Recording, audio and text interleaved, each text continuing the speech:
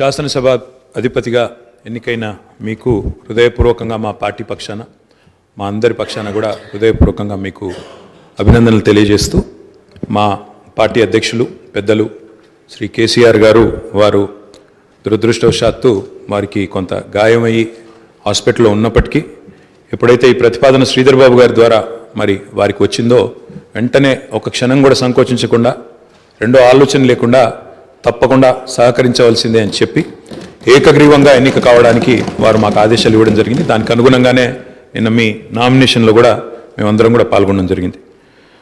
అధ్యక్ష, మీతో వ్యక్తిగతమైన అనుబంధం కూడా నాకు చాలా ఉంది. మీరు 2009 శాసనసభకు ఎన్నికైన నాడు నేను కూడా మీతో పాటు సహచర శాసనసభ్యుడిగా ఉన్నాను. ఆనాడు తెలంగాణ ఉద్యమంలో కూడా మీరు మీ వంతు పాత్ర పోషించినారు. 2012 నుంచి 14 దాకా మీరు మంత్రిగా, ముఖ్యంగా మా శాఖకు మంత్రిగా, హ్యాండ్లూమ్స్ అండ్ టెక్స్టైల్స్ డిపార్ట్మెంట్కి మంత్రిగా మీరు పనిచేసిన క్రమంలో ఆనాడు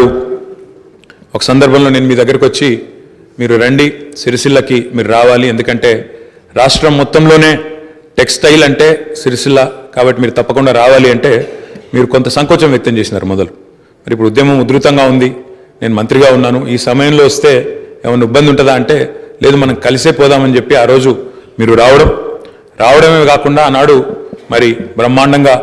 మీరు వచ్చి అక్కడ కార్మికుల సమస్యలు విని తర్వాత చాలా సమస్యల పరిష్కారానికి మీ స్థాయిలో మీరు కృషి చేసినందుకు కూడా మీకు మనస్ఫూర్తిగా ఈరోజు మళ్ళొకసారి అభినందనలు, ధన్యవాదాలు కూడా తెలియజేస్తూ మరి ఒక ఉన్నతమైన సాంప్రదాయానికి ఈరోజు మరి తెరదీస్తూ ఇతర పెద్దలు గౌరవనీయులు తెలంగాణ రాష్ట్రం ఏర్పడ్డ తర్వాత పెద్దలు శ్రీకొండ మధుసూనాచారి గారు, తర్వాత శ్రీ పోచారం శ్రీనివాసరెడ్డి గారు, తదనంతరం మీరు మరి వారు ఇద్దరు కూడా నెలకొల్పిన సాంప్రదాయాలు, కాపాడిన విలువలు వాటన్నిటిని మీరు కూడా పరిరక్షిస్తారని మనస్ఫూర్తిగా ఆకాంక్షిస్తూ మీ ఉన్నతికి మనస్ఫూర్తిగా అభినందనలు తెలియజేస్తూ మరి ఇప్పుడే పెద్దలు ముఖ్యమంత్రి గారు, ఉప ముఖ్యమంత్రి గారు, మంత్రివర్యులు కూడా చెప్పినట్టు మరి ఈ సభ అందరి సభ, ఈ సభలో ఉండే ప్రతి సభ్యుడి యొక్క గౌరవాన్ని, ప్రతి సభ్యుడి యొక్క హక్కులను, ముఖ్యంగా ప్రజల తరపున మాట్లాడే ప్రతి నాయకుడి యొక్క, ప్రతి గౌరవ సభ్యుడి యొక్క మరి గొంతును వినిపించే విధంగా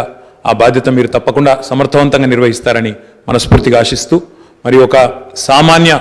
ఎంపీటీసీ పదవి నుంచి ఈరోజు శాసనసభ స్పీకర్గా ఎదిగిన మీ